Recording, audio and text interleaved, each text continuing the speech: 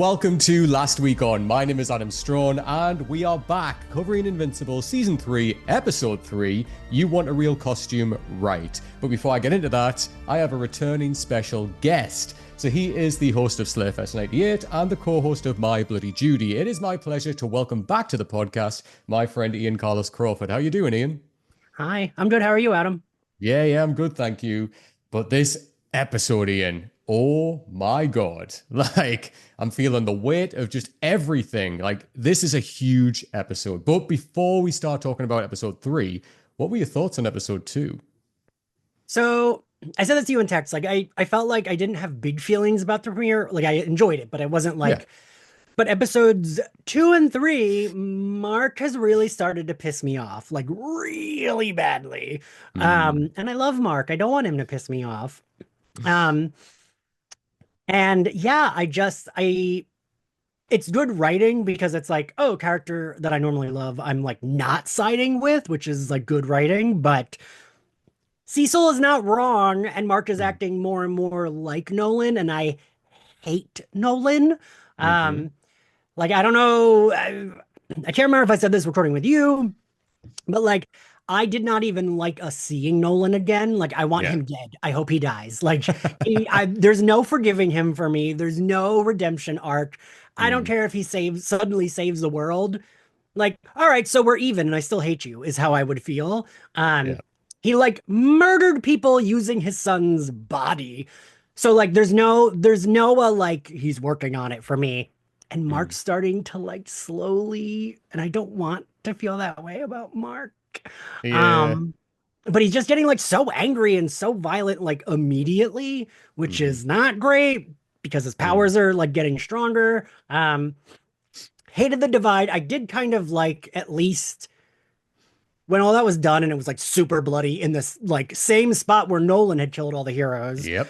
that they were all kind of like, oh shit. Like I appreciated that no one was like immediately jumping to one side because it was like, ooh, this is really bloody. Like, Yeah. Mm-hmm. um, didn't love the split. Understood, and I was glad in this episode that we saw it's more of a like in Marvel when they did Civil War, where it's like we don't like each Yes. other, but Yeah. it's not like we're like trying to kill each other. We just don't like each Yeah. other. And that's Yeah. okay. Interesting.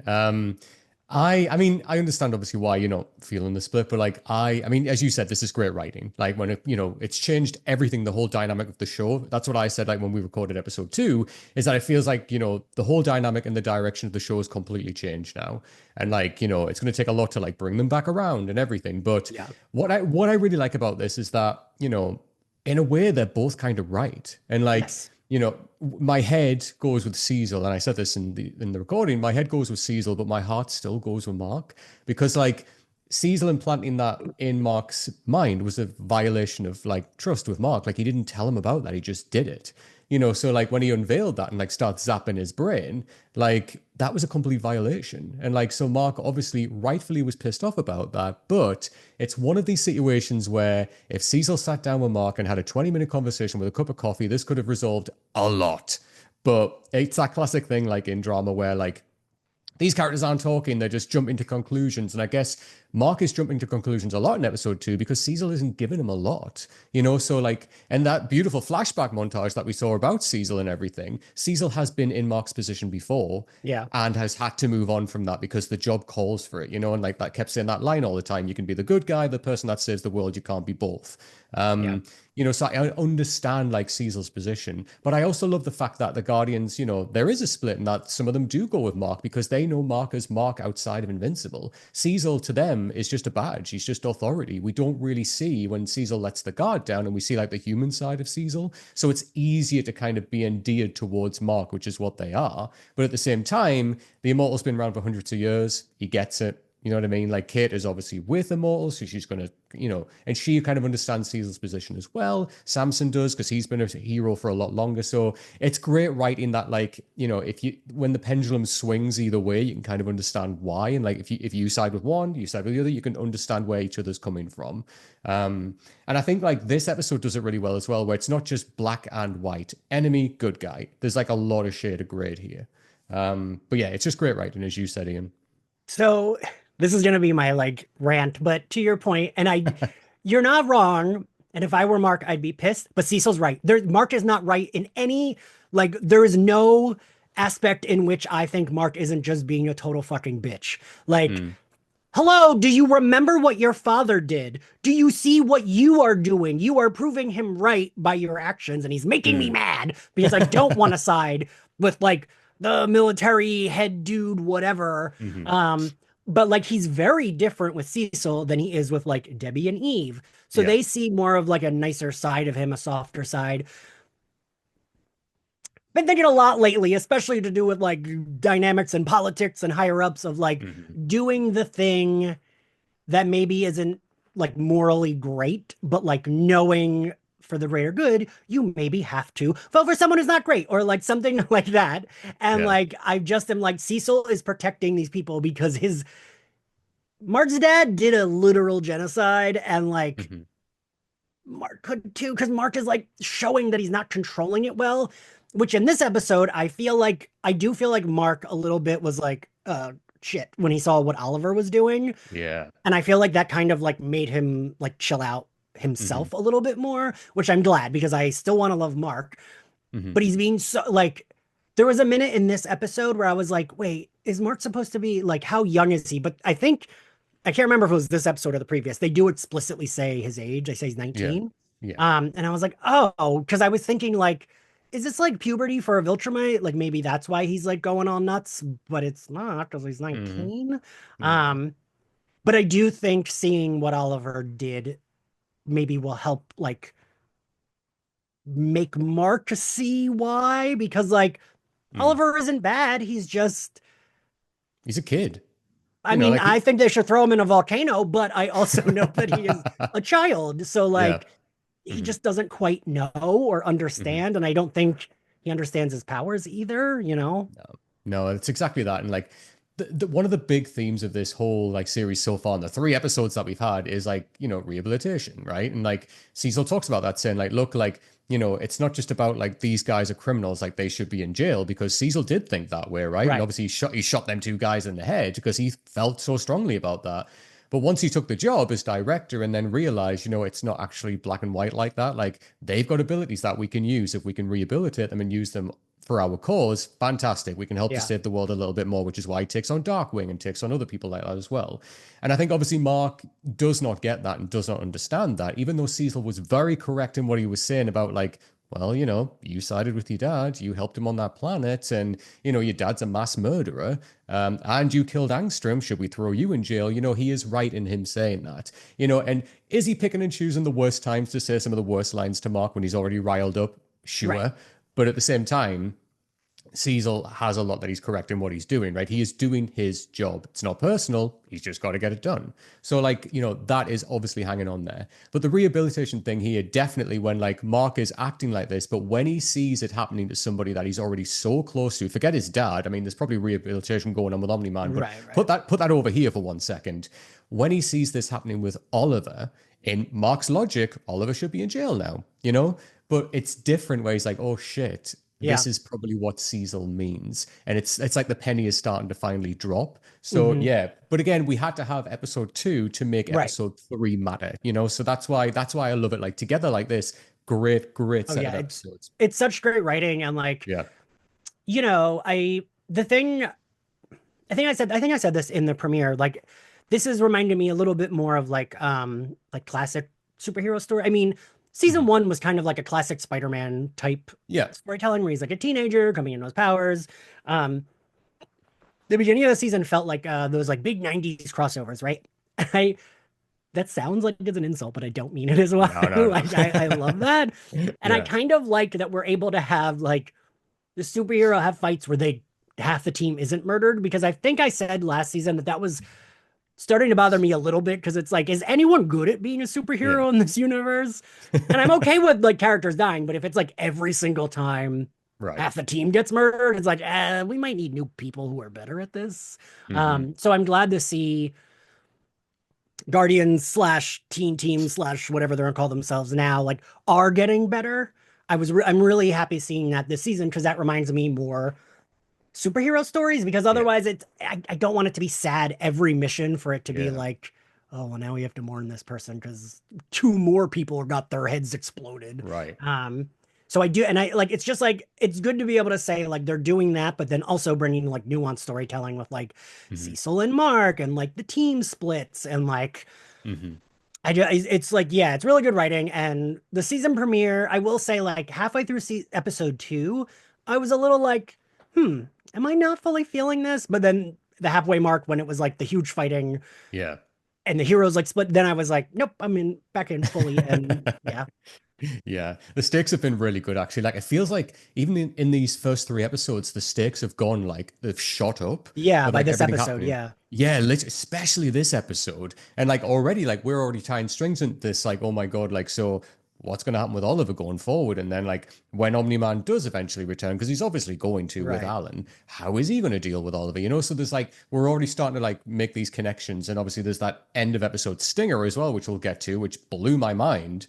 But I'm yeah, always there's just curious what you know is coming and what you don't from like what you've read in the comics. yeah. So I knew that, but Oh, you did? Okay. I didn't think it was going to come in now. So I was just Oh, like, okay. oh wow. So like we're getting through a lot. But my like knowledge of the comics is starting to run out rapidly now. Oh, So yeah. like because I said to you as well, like when we covered season two, I read so far and then I didn't want to go too far because I still like to be surprised by the show.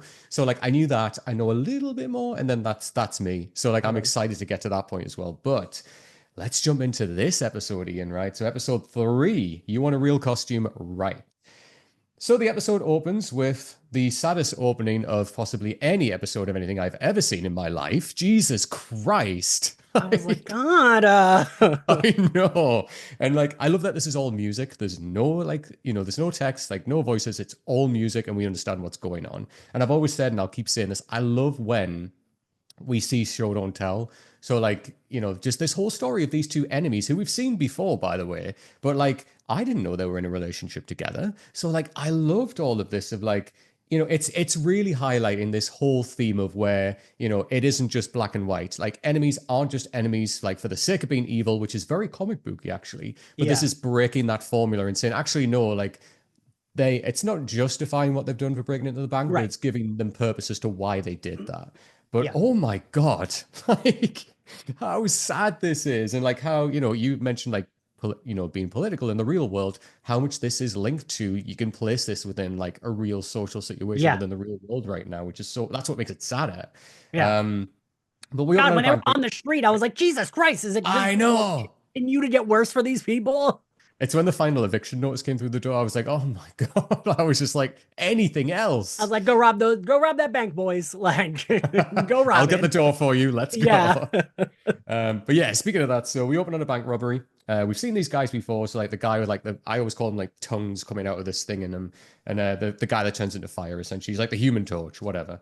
I So didn't know obviously we they're had robbing seen them this. before. I knew you would know, though. Yes, yeah, we have seen them before. And they're like from like way back in like season one. Oh, okay. But anyway, they're like minor characters. But it's nice that when they take these characters and bring them back and flesh them out. It like expands the world. Yeah. Exactly that. Yes, exactly that. So yeah, so obviously, they're robbing the bank. They're, you can tell straight away their heart's not in it when they're like looking at people the way they're looking at them, and it's like having an effect on them. Like Yeah. clearly, they're not just like sinister evil. Bulletproof comes in, he like throws them about, chases them out, and I love this like straight away, like when they're hiding in the alleyway, and then when he's gone, they like hug each other, and like it's just straight away you're like, oh, okay, this is building this up. I love the transition to the orchid. Like that is a reoccurring theme throughout this whole opening when we slowly start to see it die. They're a couple, they're arguing in their apartment. And I love that the tonguey thing. I actually thought it was part of him. I didn't realize it was something he put on him. So like I love that it's sitting on the table like a child, like looking between his parents arguing. And like it's alive, right? Yeah. It's Okay, like, yeah, yeah. I was like, is that thing like it's my notes sentient. it Yeah. says the weird ribbon tongue thing. I've just got like tonguey child looking between them. Obviously, one of them looks out at the diner. He sees like help wanted, so they both get a job there together, which is quite cute that they're working together. Bad So idea like, though. Bad idea to work together. I mean, yeah. Speaking from experience in the past, there. Whew. Um, don't do it, guys. Don't do it. You take anything from this episode, don't do it. I've done Um, it before. Oh, yikes, Ian, yikes. But they're reintegrating into society, right? So, like, you see them, they're getting a bit of money coming in now. They're able to, like, feed themselves something nice. And then, it is that kind of questions I said earlier about rehabilitation, right? Like these guys are robbing a bank, they then getting themselves back on their feet, and like they're realizing, oh, like we can kind of make it work. You know, and it's asking those questions like if they can rehabilitate themselves, can other people be Right. rehabilitated, you know? And I mean, like you said, it's just even if it's not, even if it they don't, and then which they don't really get rehabilitated, like you Mm. see the why and you understand that like they're going through a really terrible time and like they're just trying to stay afloat. Right, exactly. Like anyone's trying to do, really. Right. Um, Obviously, the rent's increasing. So obviously they're worried about the finances. We've all kind of been here. They're looking for other jobs. They're being turned away. I love as well that like the fire guy tries to like cook the food in the back faster and it just burns the burgers. I do like when the That was manager. Yeah, yeah, that yeah. was my first thought, Adam. I was like, can he just like cheat and cook them real fast? And then Yeah. he did, and I was like, oh, I guess that doesn't work. Right, exactly. Yeah, because he's like, I can do 50 in like 10 seconds and then burn to shit. I do like though when the manager's shouting at him and his partner sticks up for him. Obviously, they're both going to lose their job, but it's nice to see that. He's like, actually, don't Yeah. talk to him like that. It was cute. And then they're both fired. They're walking down the street. Oh, this as well, when they see like the bank is like under, it's reopening. And then like he looks and the other one steps in front of him and he's just like, no. And then he just breaks down and just, oh, what a gut punch. Like this whole opening really is. Literally that moment I put in all caps in my notes. Can't Cecil just recruit them? He's rehabilitating people. Like, can't he bring them into Exactly. the fold?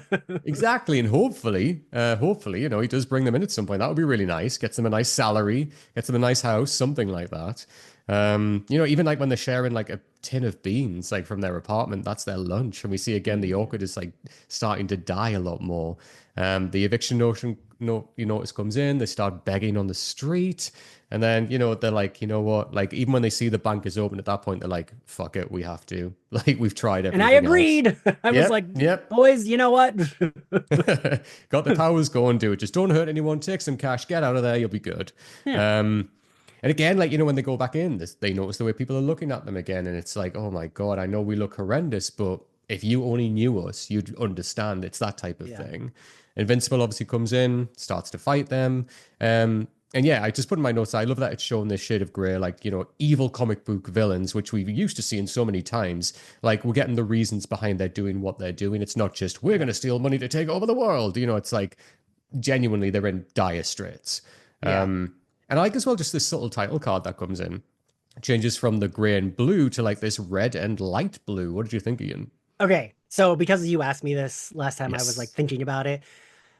So after watching this episode, my theory is that like it kind of looks like a glitch, the way they would do a glitch. And I'm like, maybe Mm. Mark's brain is starting to glitch, or like it's showing how like Mark's falling out of phase with like what he had been before. Mm-hmm.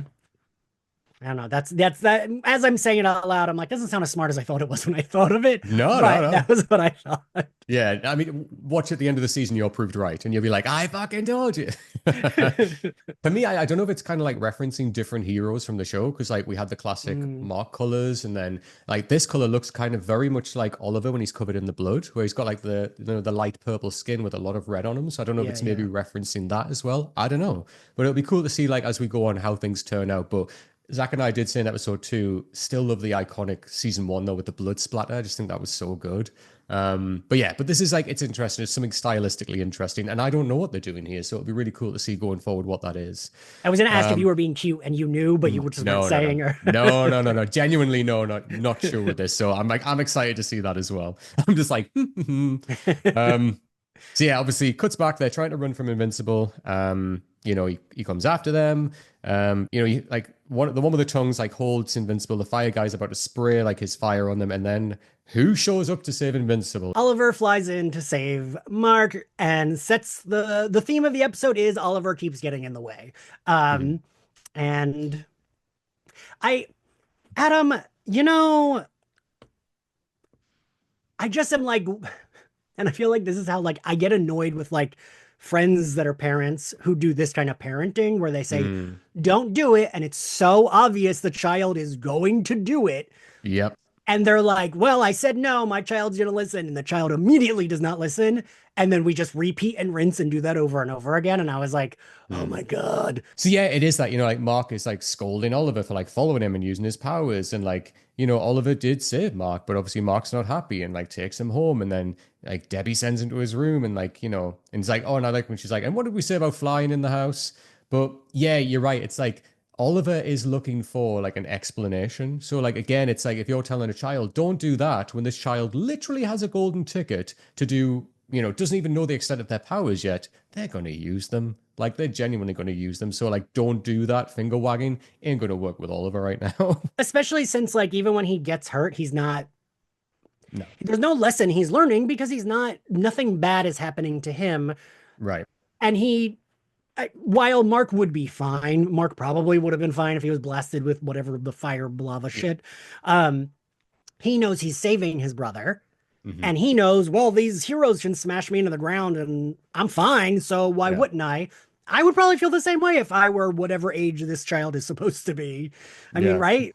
Yeah, of course you would be. Of course you would be. And especially like, as a child that age, seeing an older brother getting attacked, you're gonna go and help if you can. And literally he's got the capability to. We don't even know all of Oliver's capabilities yet. So he's gonna jump in and help. Because he thinks he's doing the right things. He Right. doesn't really know right from wrong at this point. He's like, what, 10? If I, that? I was like, how old? And then I remembered he was like aging faster. So Yeah. maybe he's older than, I don't know. Yeah. I mean, his brain is definitely like, Still a able child. to, Yeah. yeah, exactly. And he's able to recall like amazing detail as well.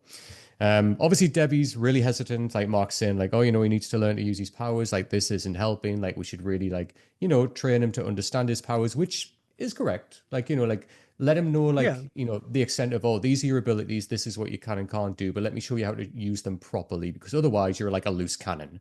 And Debbie kind of hesitantly agrees because, of course, she still wants him to have a childhood, but at the same time, he's got his powers. So we kind of have to do something about that. And that's what Yeah. Mark's saying to her essentially. And Mark assures her, he says, I will look after him. Like, I know everything that happened between me and my dad, but this is me now. I will look after Oliver. We then get Eve talking to her new friend at college that she gave her pen to, I think in episode 1 or something. And then who turns up again, Ian, to talk to Eve? Wait, before that, I gotta say, I did love Oh, the yeah. transition. It felt very Buffy to me when Oh, he's like, yes. oh, we're a family. We'll figure it out. And the transition is the friend going, did that make any sense to you? Yeah, yeah, it was super, super good. Yes, and there's another transition I love as well later on, which I'll point out. But yeah, But that was yes, brilliant. and Amber shows up, who I adore. And Adam, I gotta say, I really, really love. And this show, I mean, it's not that surprising. This show often doesn't go for the low hanging fruit. Yeah. Like, I really like that Amber's like, of course you two are dating. That makes Hmm. sense. Like, whatever. Yeah, I have a new boyfriend. Oh, tell me about your new boyfriend. Like, I Hmm. really like that there wasn't, and I mean, there never really was, Right. even when Right. Amber was a main character, like, there wasn't really animosity.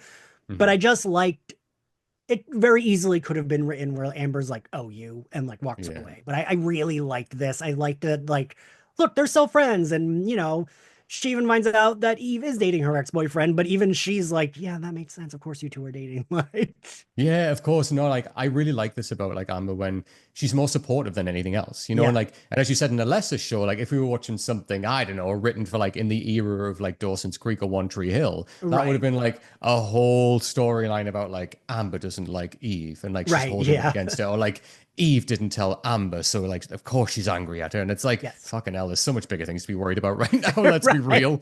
Like, but yeah, I love as well that like when like Eve is like tentatively like talking to her and she's like, oh yeah, I've got something to tell you, and like she just puts her hand on her, she's like, I already know you're dating. William told me, because of course the gay would like blab to her. Of course Yeah. the gay guy would. I love it. He's like, I've got some juicy gossip. I'm sorry to tell you. But yeah, and obviously she says, like, oh, we were from two different worlds. Like it makes sense. You guys are from the same world. It makes complete sense. It's something that everyone could see. So I'm kind of pleased that like she's like, yep, already caught up. Get it. I'm dating someone new. Hope you're good. And it's nice to see Yeah. that friendship continue. Yeah. Yeah, so it is just nice. Like I liked Amber's energy coming into this episode. It made a lot more sense. Then we cut to Rex, Shrinking Ray, Ruddy, Monster Girl, and Bulletproof, and they're in Team's old headquarters. This is where they used to hang out before, obviously, they joined the Guardians.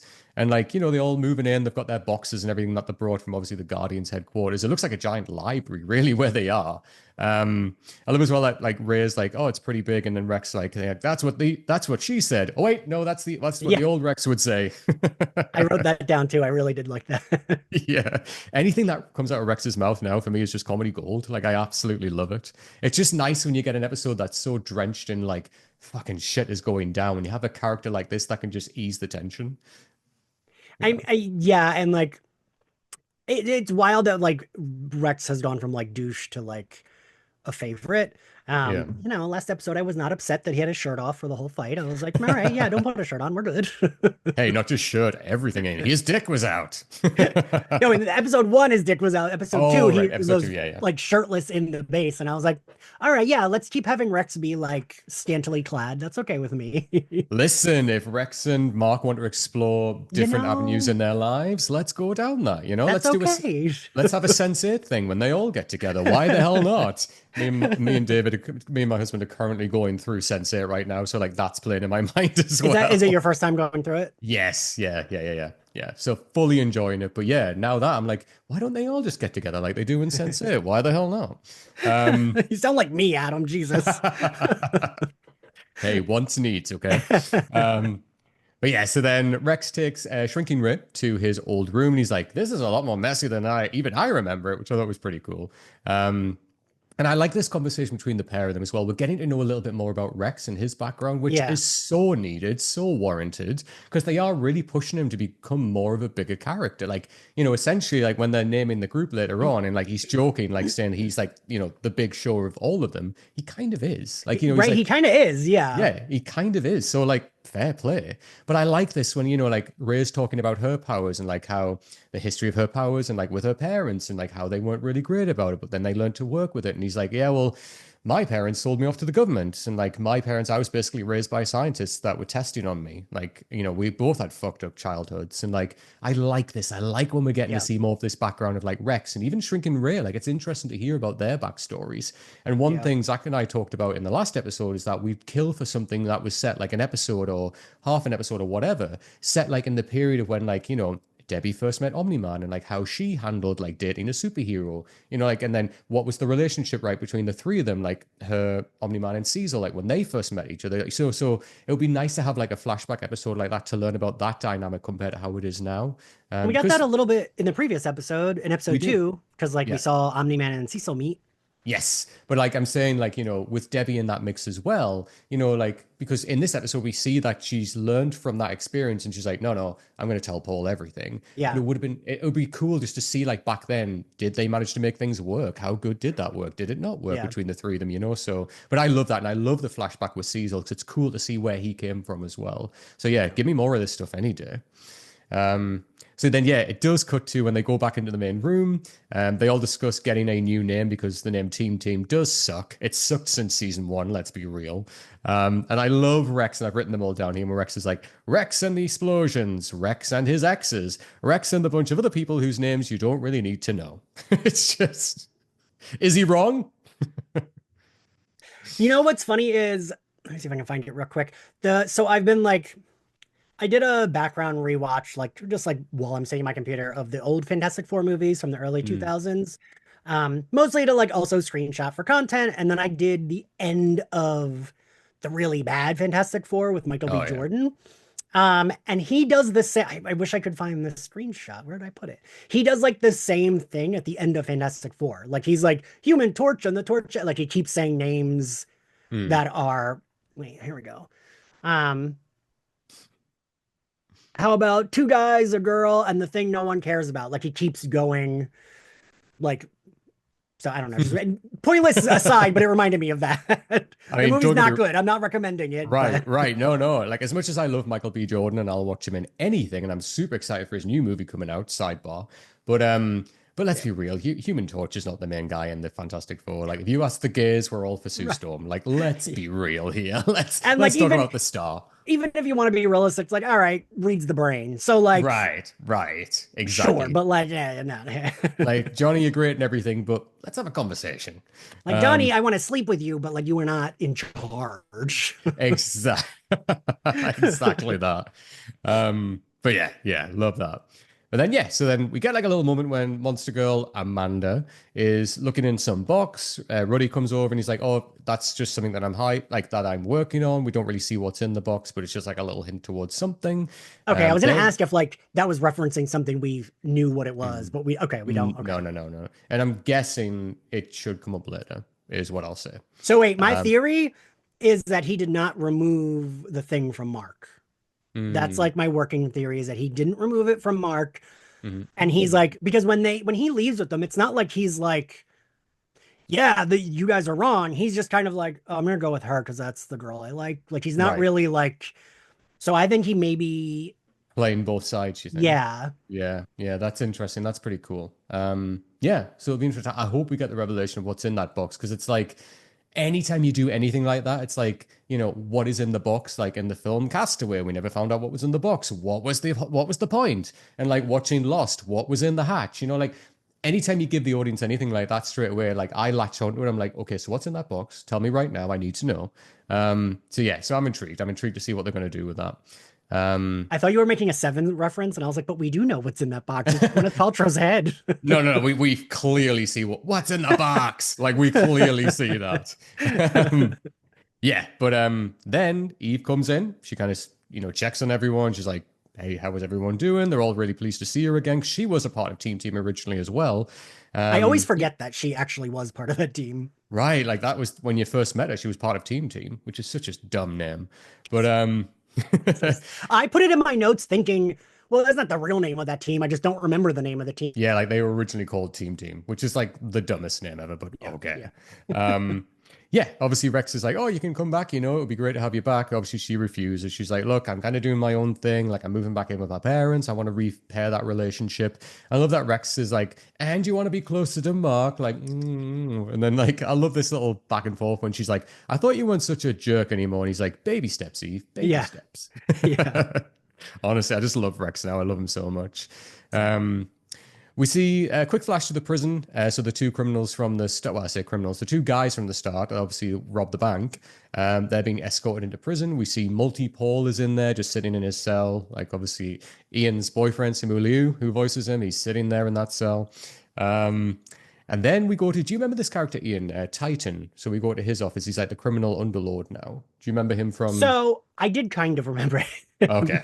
I was like, I know this is like a mobster guy, but Yes. other than that, who could know? But I know that Yeah. I like remembered him being like a crime boss. Right. Yeah. So like the original crime boss was a guy called Machine Head who just literally looked like a man who had like a Yeah. machine for a head. They took him out. Like Mark basically teamed up with him to like get rid of him, and then he took over his role. Oh, right. They He was teamed up. Right.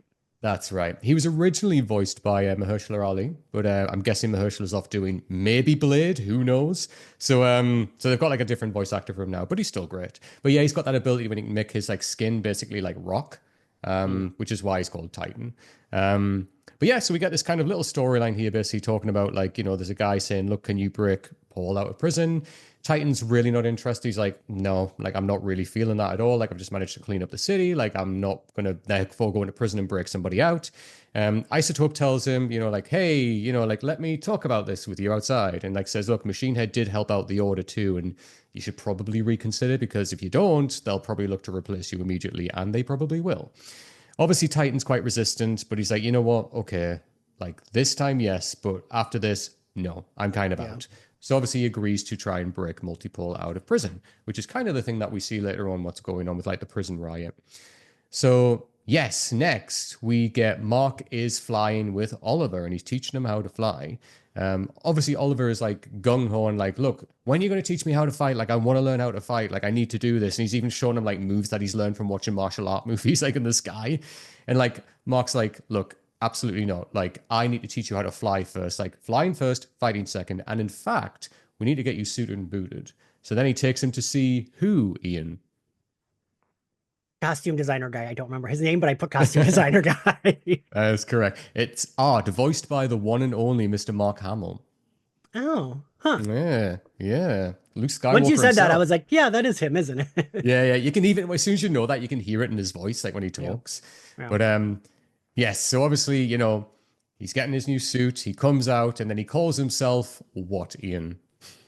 Omni Kid, Oh. which immediately I was like, red flags are going off in my head. Like, Right. And like even Art's like, oh, he told me that always for Oliver. Um, so yeah, obviously Mark hates that name and he kind of warns him. He's like, look, no, like, let's stop that right now. You cannot be associated with dad. Like, this is wild. And like, obviously that's Oliver's innocence coming in there. He's like, I don't really get it. Like, why not? Like, why wouldn't you want to be like dad? And like, this is like a reflection of Mark seeing himself in Oliver because for the longest time, he wanted to be his dad. And then he's like, yikes. Okay, now what I learned when he's actually like, you need to be the furthest thing from Omni-Man, which is a nice yeah, parallel for later on, which is not what happens, obviously, with the Mauler twins.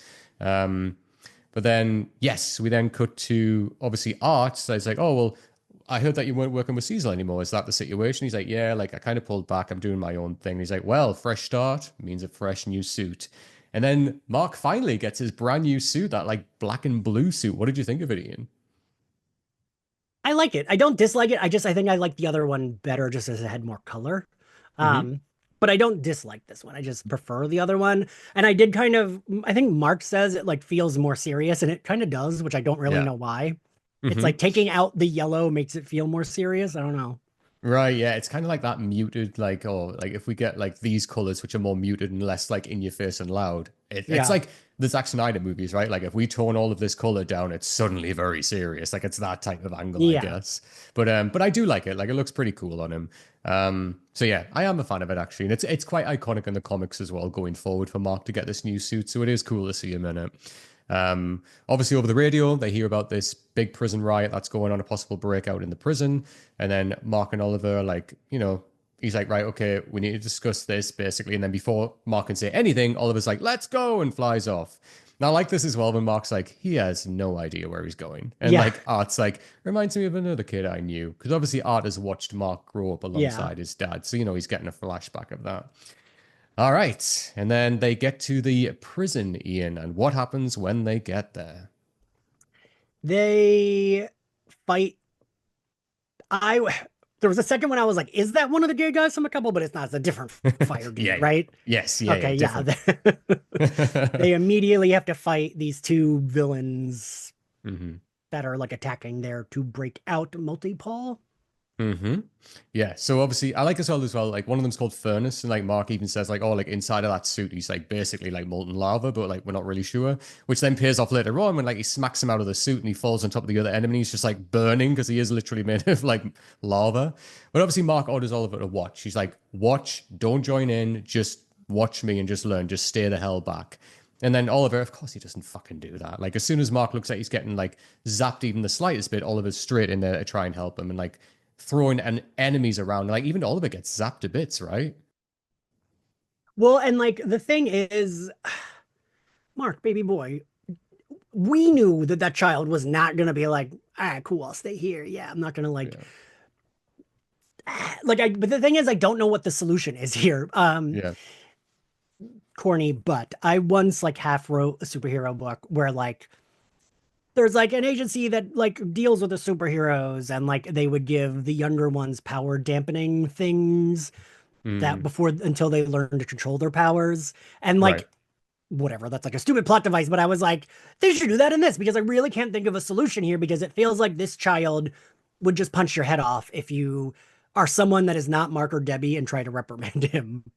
Which happens later, literally. Like, because again, like, he doesn't really know like the repercussions of like right or wrong. And he Right. even says later on, like, well, dad was right. And like, he is saying some things that are like clearly showing that he doesn't understand the repercussions of his actions. But as kids don't, like, Right. kids don't understand about lying. So they do. They don't understand about stealing things from like other people or other kids because they don't get it. Like they need to learn Right. these life lessons. And then all of that mixed with superpowers is a recipe for absolute disaster. So, like, you're totally right. Like, it's like saying, it's like putting a ball in front of a kid and being like, don't play with that ball, mind. The first thing they're going to do is play with that ball. You know what I mean? Right. So, like, Right. that's literally what is happening here.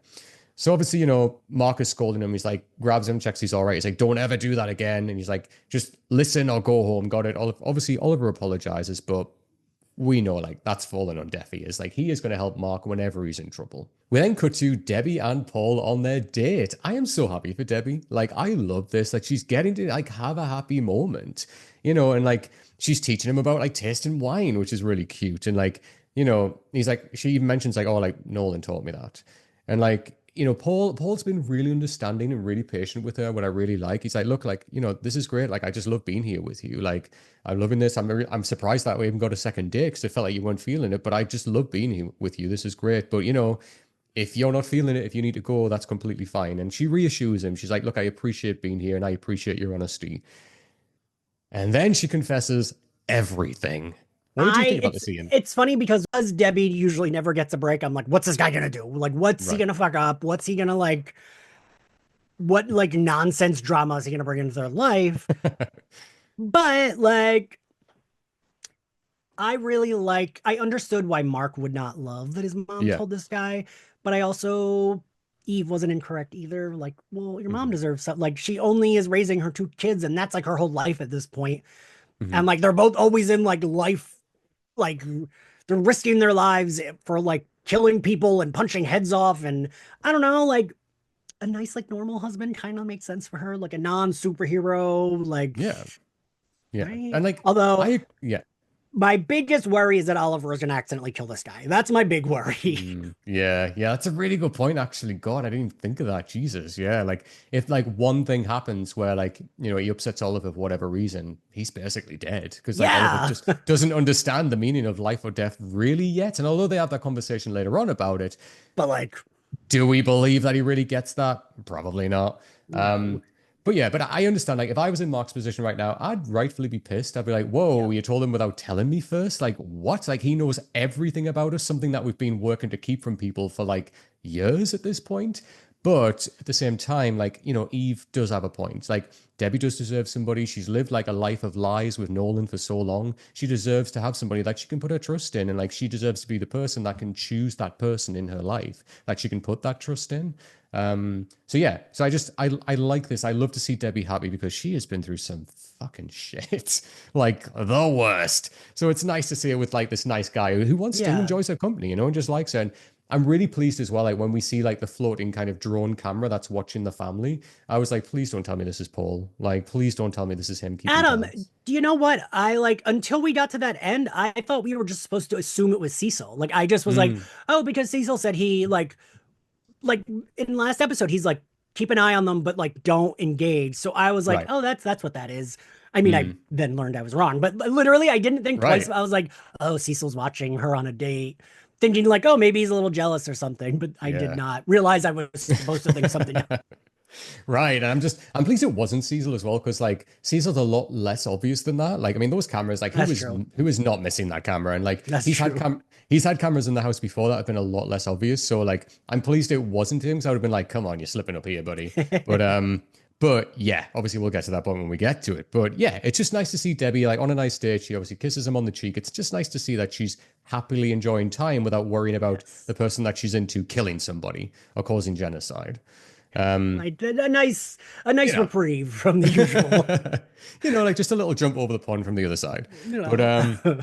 yeah, and then we go to Atom Eve. So she's talking to her parents about her powers and basically saying like, look, you have to accept this. Like, this is part of me. This is not going to go away. This is literally a queer coming out allegory Oh right yeah. here. This is like Buffy season 2 admitting to Joyce, like, you just have to accept this. This is who I am. This is exactly what this is. Like, I literally have written down queer coming out allegory. Like, it's here.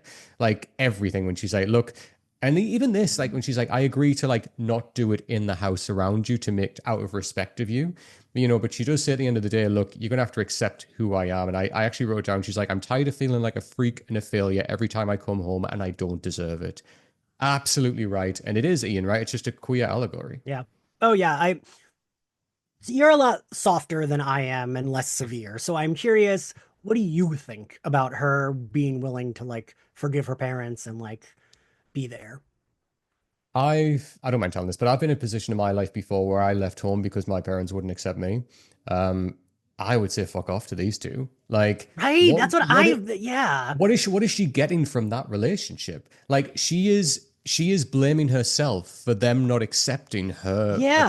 abilities. And like, why is she shouldering that responsibility? Like, she is not a supervillain. She's out there, she is saving people. Yes, I know she lost some people in Chicago when Right. she obviously built that building, but she's actively studying like architecture to learn from that mistake. Her parents should be proud of her for that. Should be saying, look, yes, obviously you did have that moment, and you know, that will hang on us. Like in the last episode when Cecil couldn't get over the 17 people that died, those people hung on her for so long, but at the same time, she's doing something about it. She's kind of rehabilitating herself about that. But yeah, this is a part of her. It's not going to go away. She's not doing any evil with it. She's trying to actively help people. Get fucked, parents. Yeah, I was like, I maybe I'm being too mean, but I just feel like Nah. fuck these people. Like, stay Nah. with the team. That just immediately sounds better, right? Like she's Right. on good terms with everybody. She would have her own room. No one's mad at her for being a superhero. Like, I don't know, girl. Like, I love Eve, but I'm like, why do you want to stay with these people? They suck. And even like their like reconciliation, the dad's like, oh, fine. And then Yeah. like doesn't even hug her and goes to get a beer. And I'm like, all right, girl, leave. Like, fuck these Right. people. Let them like do whatever the fuck they want. Mm-hmm. Um, yeah, I was like, because I really like her and I liked how like independent she is. It just felt Yeah. like a weird backstep for her, right? It is like it just makes you question what are you getting from these two. Now I understand, obviously, you know, we watched the episode of the Adam Eve episode, and like you know the family that she had, that you know she lost them all, right? And immediately it's like, oh my god, these people that knew me from childhood, like I lost them and I lost my family. But man, as part of an allegory for you know a queer coming out story, is Right. the chosen family that you make, and she has chosen family around her in like Team or like Rex and the Splosions or whatever they call Yeah, yeah. themselves. But she has these people around her, and now she has Mark as well, you know? So, like, it's not like, yes, say if like Eve was going on a solo journey and felt like she had nobody, I could kind of understand a little bit more of, well, these people Yeah. aren't the best people, but they're my parents. But she's got a lot of people around her that love her for who she is, and those are the people she should be leaning on. So, I don't get what she's getting from them. I genuinely don't. But you know, maybe that'll come up in a conversation in the future. I Yeah. don't know. Yeah. But, you know, for now, you know, peace and love to you, Eve. I absolutely love you. And I just hope that you come to that realization that there are people around you that love you for who you are. And you don't have to make any exceptions. I feel But, validated knowing you that you felt the same way because I was like, I oh, know yeah. I'm more severe and Adam's the nicer one. So No. So then we cut back to the Grayson household. Mark and Oliver walk in on Debbie and Paul making out on the couch, which I absolutely love. I love that Mark's like awkwardly trying to talk down the costumes. He's like, "Oh, we've just come back from like a you know convention," and like Oliver straight away is like, "Are you guys gonna mate now?" I just really love that.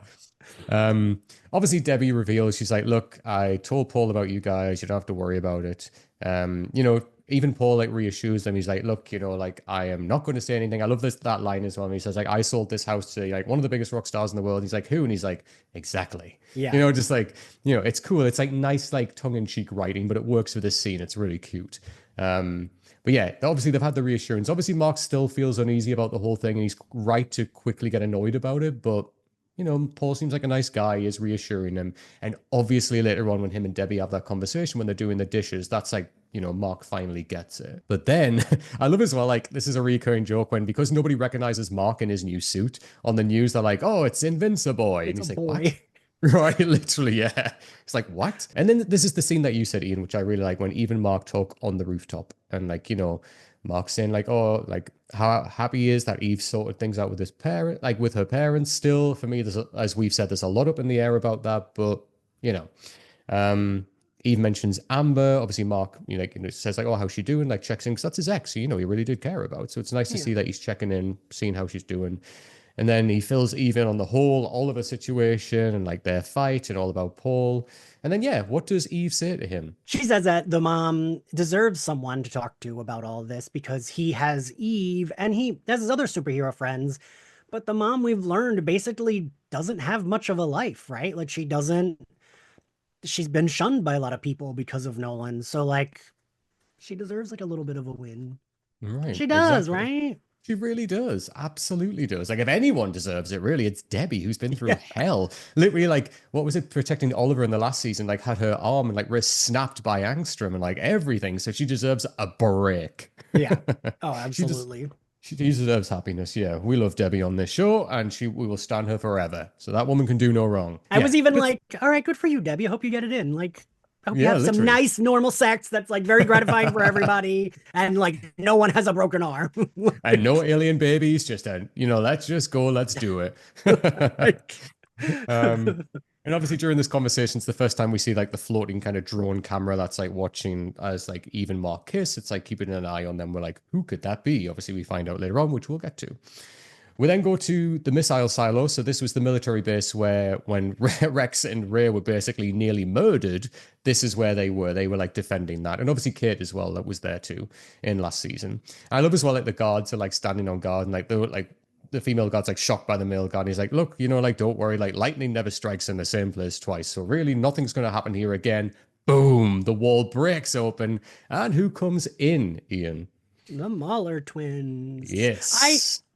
I can't remember where we left off with because I feel like they've died a couple of times. I couldn't remember Yeah. where we left off. I know, like literally, it seems like they're in jail, then they bust out of jail, then they get killed, but then one comes back because there's always a twin, and like you never know who the original is and who the clone is. So they're just a reoccurring character basically who just keeps on coming back. But I like to see them back. Like I don't know what it is. Like there's something about the Mauler twins I quite like. Even though in this episode they're like bad as bad, but I do like to see them again. They're pretty cool, like interesting Well, and it's just nice to villains. have like reoccurring. I don't know. That's always Yeah. nice. Yeah, I mean, like even the two guys at the beginning, they're like two enemies, like background enemies that we've seen before, but we had a whole backstory for them in this depressing as fuck opening. But I loved it. I love seeing that. Yeah. So obviously they go in, they wipe out the army, and then they wait to fight the Guardians. Obviously the Guardians rush in. So this is like we're talking about Immortal, Kate, like the ones that basically the other side of the divide. And like they say like you're out of luck and you're out of class, and and now I love as well like Shapesmith's like, and now I say something because like he's still a Martian who has no idea what the fuck is going on. And the Maulers are obviously offended that it's not the whole team there to fight. They're like, oh, okay, it's just some of you. They have a big fight, but the Maulers basically wipe them out. Like they really, really do. And even though Immortal puts up a bit of a fight, they all get their asses kicked by them. Well, and to be fair, they do have that like The gun, nerve gun right? thing, Yeah. which I was because I'm so used to it being like this weapon will explode your head or like break open your chest cavity. I was like, oh, good, we're just like giving someone like a nervous shock. Okay, like they're not dead. Right, exactly that. Yeah. But yeah, so yeah, and it's nice to see like the Maulers are like, they're still formidable enemies, right? That can like Yeah, yeah. hold their ground. We go back to the Grayson household, so there's news about the attack. Mark's initially not interested. He's like, look, well, I'm not working for Cecil anymore, so it's got nothing to do with me. But then Debbie reassures him. She's like, yeah, but you're also someone that helps people, Mark. And like, yes, you might be on different sides right now, but And that pissed me off. That's like one of the many things Mark did that pissed me off. I was like, motherfucker, what do you mean you don't work for Cecil? These are villains that are trying to like kill people and like getting their hands on missiles. That's bad for everyone, not just hmm Cecil. Like, right. Yeah, but I like was glad it was just like a quick beat. And Debbie just was like, you help people. And he was like, all right. hmm And like, even if you disagree with these people, like, you don't hate them. They don't deserve to die, Mark. To die. Yeah. Yeah, like, come on. Like, take your anger out on Cecil, but not on the Guardians. Like, the Yeah. people that you've worked alongside. Like, come on. But yeah, like straight away he sees sense very quickly. He's like, you know what, you're absolutely right. And obviously he blasts out of there. So then Mark kind of gets in. We found out that the Maulers are setting, like coordinates to fire these missiles. They want to fire an EMP and then charge people to like have it taken down and make a business out of it, which, Yeah. I didn't you quite know, understand. I was like, all right, sure. I don't know. Feels very right wing, but sure, let's go with it. Well, Yeah. And then Mark blasts in. I love as well that they look and don't recognize them. Like, who is that? Oh, isn't that him that they call Invincible? Like, just that reoccurring joke through this of calling him that name is hilarious. And then, yes, very quick flashback home. Oliver obviously sees this on the news is happening. And he's like, right, oh, Mark's there. And before anyone can say anything, he is straight off. So then, yeah, the Maulers start to fight Mark. They are blasting him with that gun. And then it looks like Mark has basically been blasted to the ground and he is being held down by one of the Maulers. And then Oliver bursts in. And this goes from bad to fucking horrendous for Oliver. I do like one of the Muller twins has the line, "Did school just get out?" Because it's literally a child that they're fighting. Right, exactly. And like they make a point of that because like when, like Mark's being blasted and then like, when they set off that missile and it goes off and like Mark's like, shit, okay, I've got to go and take care of that.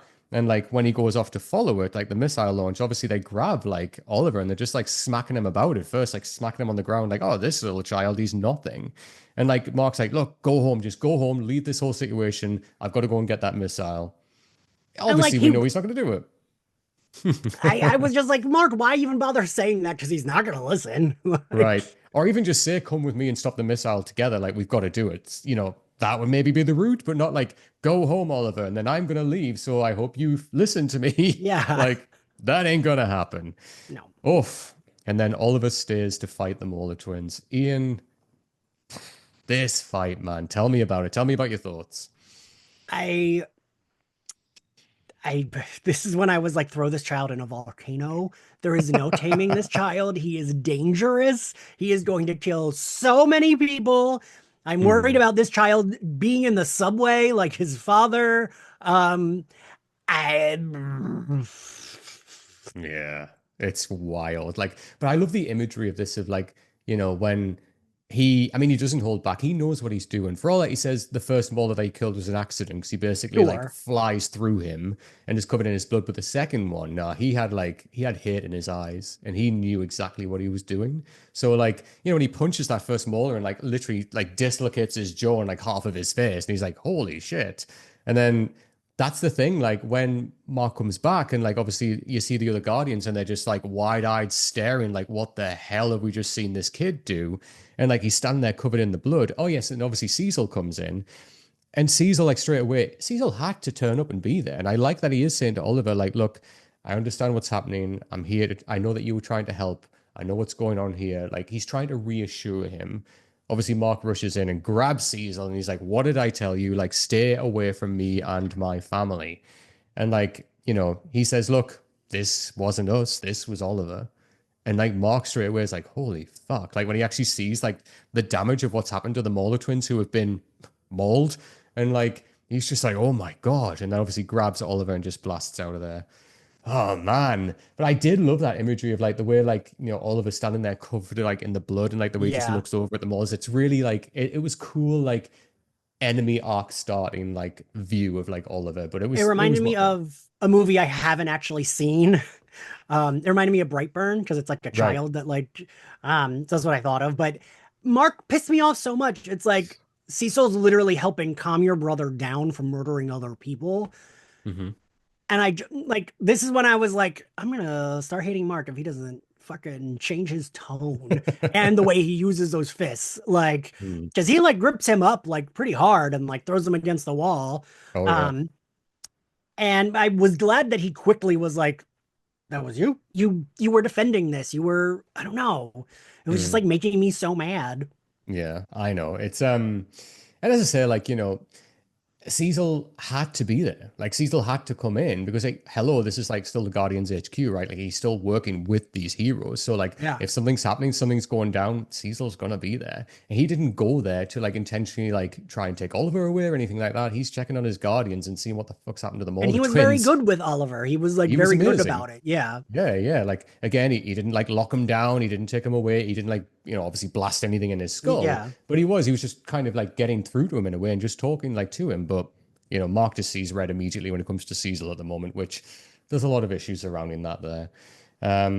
Obviously they get back home and like, Oliver still doesn't understand why Mark's so well, they don't get back home. He flies off. Big fight, Yeah. but yeah. Yeah. They do have this big fight in the sky where like Oliver doesn't understand why Mark's so angry at him. He's like, well, I helped you. Like I helped you. I saved you. Why are you so angry? And like Mark's trying to say, like, look, we don't kill. And like Yeah. Oliver's like, nope, flies off. Obviously, Mark catches him in his arms. And like this conversation's so interesting between them when he like explains to Oliver, like, look, it's wrong to kill, like, but Oliver just can't understand. And Mark tries to say, like, well, look, life is precious. And like, and he even says, like, but you killed Angstrom. And he's like, yeah, but that was different. And then when Oliver says, people kill each other all the time, and most people aren't even special like us, they're just normal, which, yikes, kind of true. And then when Mark says, oh, you sound just like dad. And then Oliver says, why is that so bad? Maybe dad was right. This is Adam, like, yeah, this is a view into the future. Like, oh man, what have we got in our hands here? I feel like no good will come from this child. Yeah, it is a Brightburn situation. It is because, like, when you've essentially got like the powers of Superman and you're a child, like, good fucking luck. Like, any like kid that has a spat with you on the Right. playground, dead. Like Dead. anything. Yeah. Yeah, literally splattered. And like the like brutal, most brutal way too. Oh, 100%. But then, yeah, because he doesn't understand really, like, about Yeah. life and death, he's just like, well, enemy kill, that'll help my brother. It's like slippery slope, man. And we're already started sliding down it right now. We go back home.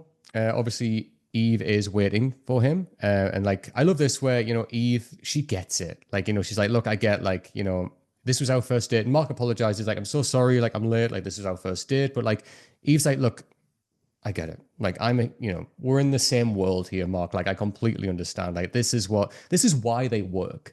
Whereas like, and even Amber said this, like we lived in two separate worlds, like we could never make it work, but they can make it work because they're part of the same world. And you're like, Amber could never be part of Mark being a superhero, but Eve can. So she completely gets it. They're on the same page. Yeah, no, and I think that's I feel like you and I said this recording season 2 episodes. Like, this is why they make sense together because they like get each other, and Mhm. Eve can do what she's doing now, where it's like she could be there for him and also like have more insight than Amber would just because of who she is, not by because Amber was inconsiderate, but just because of their like this sounds awful, but because of the lifestyles. By lifestyles, I mean superhero-ness, not Yeah, yeah, yeah, like yeah, yeah. well, that's No, your of course. lifestyle choice, Mark. Jesus, who are you? Eve's parents? But Seriously. but yeah, so like yes, like 100% agree. And like even like this conversation, like Eve has been really good with Mark here, and she's Yeah. like, she's getting through them and just saying, look, because Mark is really worried about Oliver. And like, she's trying to say, like, look, he is still a kid, he's got insane powers, and like, but Mark's like, yeah, but he doesn't seem upset about killing them. And, Yeah. like Mark is really worried about Oliver, and rightfully so. And then, Eve is just trying to say, look, he needs like that guiding hand, which, Omni-Man was never really for you. So hopefully you will be the best person to help out you and your mom, which hopefully we'll see how that goes. But then Eve does defend Debbie, which is the conversation we were saying before, which I really like here. When she's like, look, like she deserves a Oh, Paul right. in I her jumped life. ahead, didn't I? I said No, that no, shit. that's cool. That's Sorry. all right. It's all right. But to be fair, like this is when Mark understands what she's saying. When like, Yeah. he's if he told anyone, who's gonna believe him? Like, at the end of the day, like, what's more important here, like that or your mom's happiness? And he's like, Yeah. yeah, he even says, like, where would I be without you? And I love that Eve says, probably still trying to find Mount Rushmore. That's a throwback to season 1. Do you remember when, like, they were trying to fight? Yeah. And I just love that. I love that shit when we get that little throwback. That was really cool. Yeah.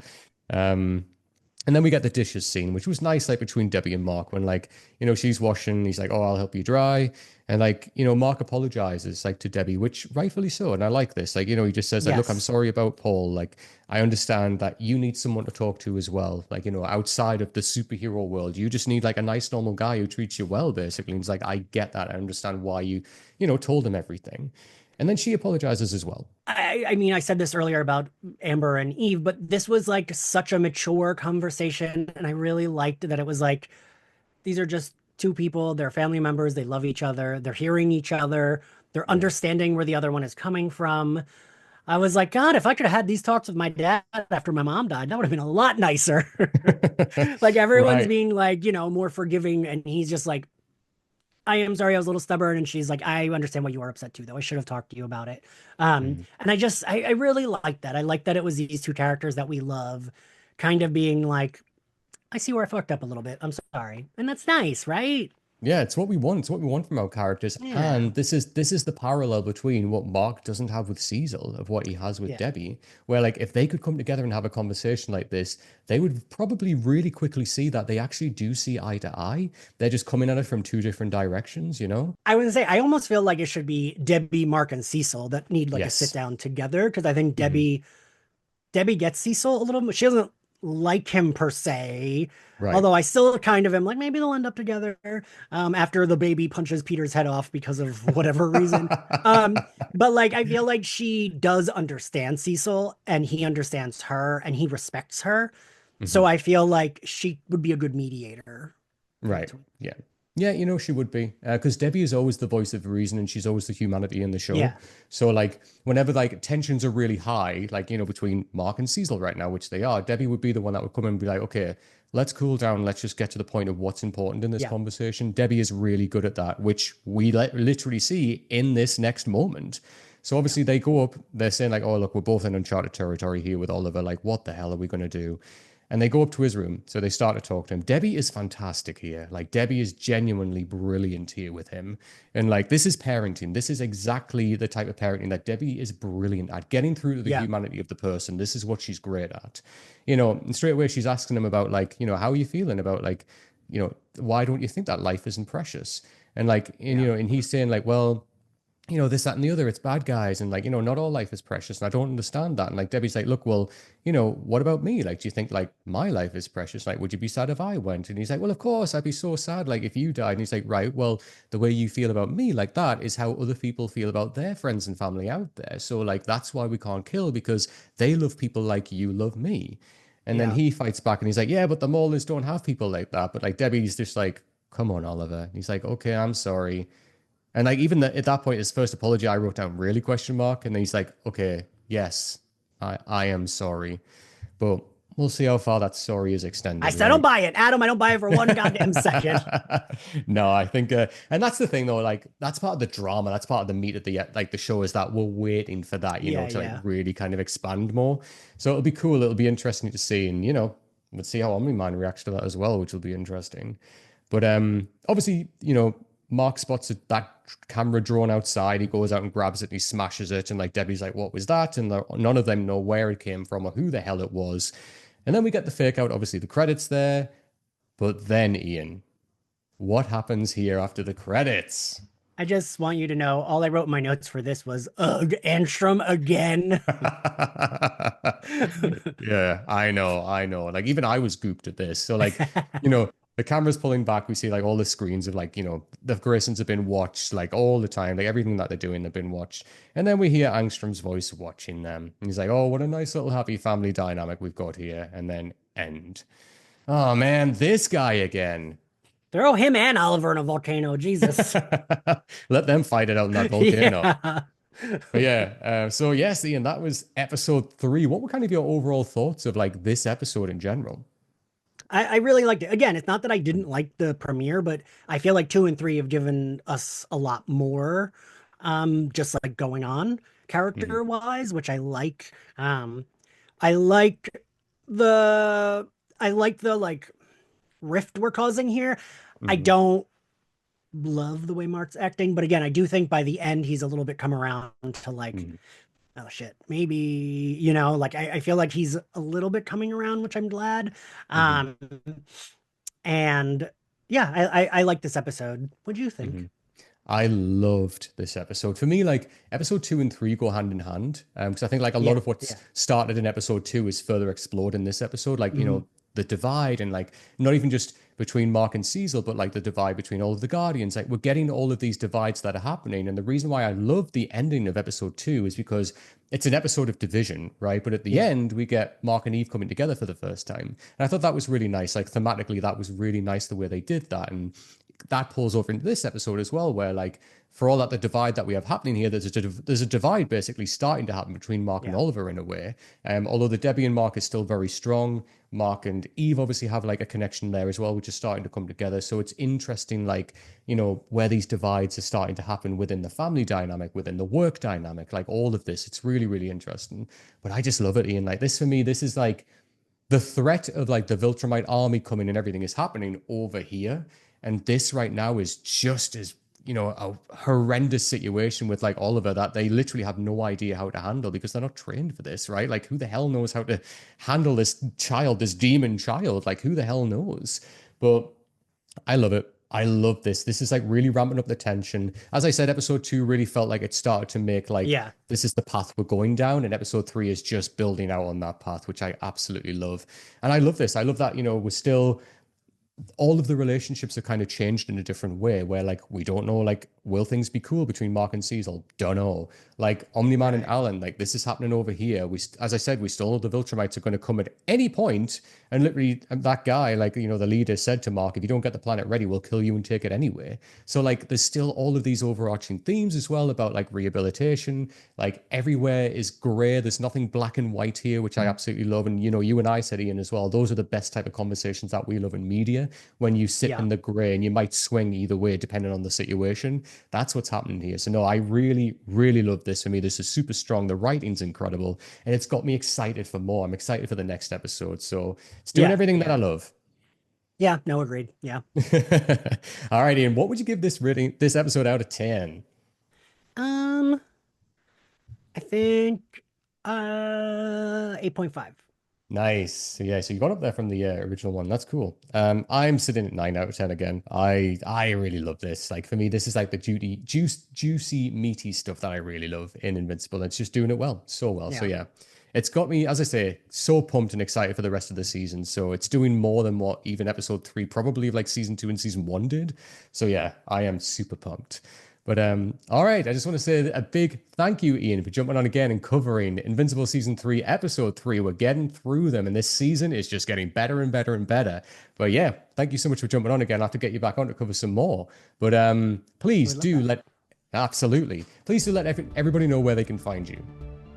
You can find me on all social media platforms at Ian X Carlos. And if you want to follow my podcast, SlayerFest98, we're at SlayerFestX98 on all platforms. You can find us on Spotify, YouTube, Apple Podcasts, anywhere else you get your podcasts. And you can find my horror podcast I do with Zachary Patton Garcia at My Bloody Judy on all platforms, and as well on YouTube, Spotify, and Apple Podcasts. And there you go. So yes, both Zach and Ian, who have had on the podcast now, do their My Bloody Judy podcast. Go and check it out because it is incredible. And obviously, SlayerFest98, go and check it out as well because it's the best. But if you want to follow the podcast on all social medias, just type in Last Week on Pod. We are on everything. If you type that in, you'll find us on there. If you want to follow me personally, I am at Straughan87 on all social media. Just type that in, you'll see my face. And remember to give us a rating and a review. As I said in episode 1, give us 5 stars or don't bother. Leave a little comment as well, like on Spotify. You can leave comments now for the podcast. So yeah, drop us a message. Let us know what you think of Invincible in this new season. But Ian, thank you again for coming on. This has been great. We'll definitely have you back on to talk about more Invincible. And yeah, cheers. It's been amazing. Thanks, Adam. All right. Until next time, everyone, take care. Bye.